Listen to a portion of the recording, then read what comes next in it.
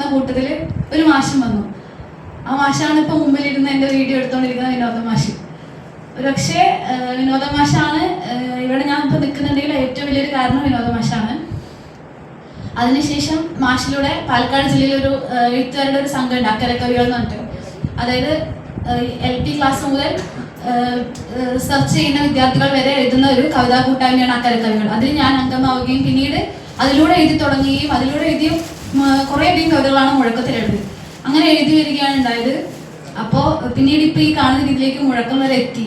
അപ്പോൾ അതെല്ലാം ഓർത്തുകൊണ്ട് ഈ ഒരു അവാർഡ് നേടിയ ഈ നിമിഷത്തിൽ നിൽക്കുമ്പോൾ 7ാം ക്ലാസ്സിൽ തന്നെ എഴുതാൻ തുടങ്ങി എന്നെ പ്രേരിപ്പിച്ച ബാബു സാർ മുതൽ ഇപ്പോൾ ഇവിടെ ഇരിക്കുന്ന വിനോദ മാഷ്, അതുപോലെ ഐസക് സാർ. ഒരുപക്ഷെ ആ മനുഷ്യനില്ലെങ്കിൽ ഞാൻ നിങ്ങൾക്ക് മുന്നിൽ ഇങ്ങനെ നിൽക്കില്ല. തോമസ് ഐസക് എന്ന മനുഷ്യൻ എൻ്റെ കവിത തിരഞ്ഞെടുത്തില്ലായിരുന്നെങ്കിൽ ഒരുപക്ഷെ ഞാൻ എഴുതി തുടങ്ങുമായിരിക്കും, മെല്ലെ എപ്പോഴെങ്കിലും എഴുതി തുടങ്ങുമായിരിക്കും. പക്ഷേ ഈ ഒരു അവാർഡിന് അർഹയാവില്ല എന്ന് എനിക്ക് നന്നായിട്ട് അറിയാം. കാരണം തോമസ് ഐസക് സാർ ആ കവിത അതിൽ അവതരിപ്പിക്കുന്നതിന് മുമ്പും ശേഷമുള്ള എൻ്റെ ജീവിതം രണ്ട് ഫേസാണ്. ഇപ്പോൾ ഉള്ളത് പോലെയല്ല. ഞാൻ പണ്ട് അച്ഛനും അമ്മയും ചേച്ചിക്കടയിൽ മാത്രം ജനിച്ച ഒരു സാധാരണ നാട്ടുമ്പുറത്തെ ഒരു പെൺകുട്ടിയായിരുന്നു. ഇപ്പോൾ എഴുത്തും വായനയുമായിട്ട് മുമ്പോട്ട് പോകുന്നു. ഇത്രയും മനുഷ്യന്മാർക്ക് മുമ്പിൽ നിന്ന് സംസാരിക്കുന്നു. ബാലസംഘം പ്രവർത്തകയാണ്.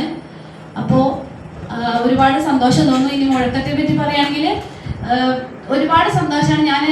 എനിക്ക് 18 വയസ്സായിട്ടുള്ളൂ. അപ്പോൾ ആ ഒരു ഏജിൽ കുറച്ച് 2-3 വർഷം മാത്രം എഴുതിയ കവിതകളുടെ ഒരു സമാഹാരമാണ് മുഴക്കം.